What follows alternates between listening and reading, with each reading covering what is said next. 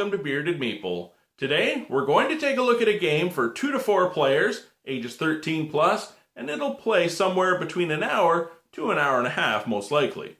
On one hand, it's a tile placement game, but on the other hand, it's a worker placement game.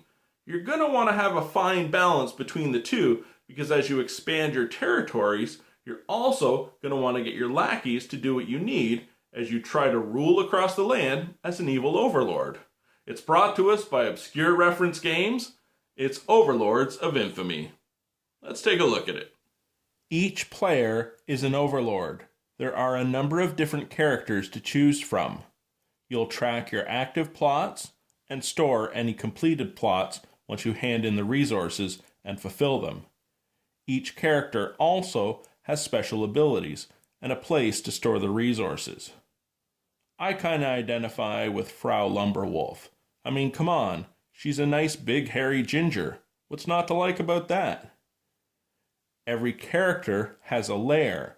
They will be placed in the corners on the main board depending on the number of players. As you play, you will grow in infamy and be able to access different decks of cards. These cards are your plots. As you collect and hand in the resources, you'll fulfill them, gaining points and different abilities. During the game, as overlords complete their plots and harvest resources, the world tension tracker will move. When it hits 10, a world event card will flip and affect the game. There are 7 types of resources you will gain access to through the game based on the tiles. However, some tiles can do multiple things. Depending on the number of players, it will determine how you begin in the corners.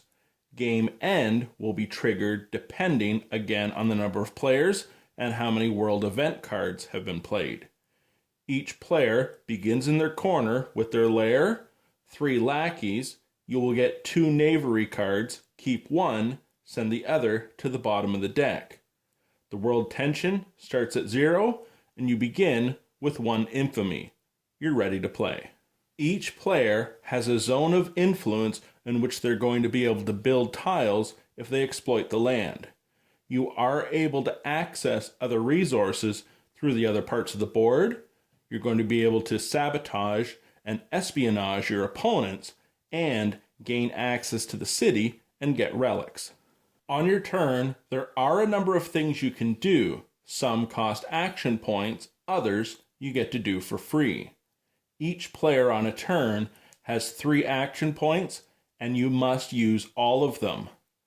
You can harvest a resource by placing a lackey on a tile and gaining that resource, or you can recruit a lackey by placing a lackey in a village, gaining another lackey in your barracks. You can recall a lackey or all of your lackeys on a turn, or you can exploit the land. You would draw 2 tiles, placing one of them, returning the other to the bottom of a pile. Special actions include steal a relic, raid the hero's treasure, activate a plot reward, sweep for infiltrators. So through your actions, you're revealing tiles, moving your lackeys to collect resources, to finish the cards, and get points. As you finish the cards, you'll move up in infamy and gain access to different cards. However, in the game, you may lose infamy and not be able to access cards for better points. Let's take a look at the world event and the adventurer hero and how they're going to affect the game. When a lackey is placed on a tile to collect resources or recruit a new lackey, the world tension will increase. It will also increase if you're collecting relics or raiding the hero's treasure. Anytime it moves onto or past 3, 6, or 9, the adventurer will move with a roll of the die and interact with the tiles, either fighting the lackeys or collecting treasure for the castle. Once the token reaches 10, a world event will happen. It will have an immediate effect on the entire game. The token will go back to 0 and play proceeds. And so far, the game has pretty much been every player for themselves. But in the last aspect, espionage, you will interact with the other players. You can steal from them, you can sabotage, you can even assassinate. The player with the most points after so many world event cards will win. And that, my friends, is Overlords of Infamy. Now, a couple things I'd like to say. For those of you out there that enjoy games such as Lords of Waterdeep, I think you're going to like this, because you're collecting your tokens, completing your cards, getting your misery points.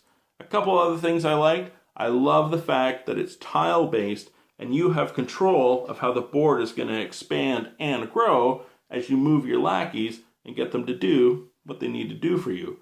I also like the fact that you can screw around with your opponents and sabotage them. Was a nice touch. Also, with the adventuring hero, the fact that the game itself, as you play, is going to try to beat you up and make things a little more difficult. I enjoyed the game. I do hope you get a chance to check it out. I'll talk to you again soon.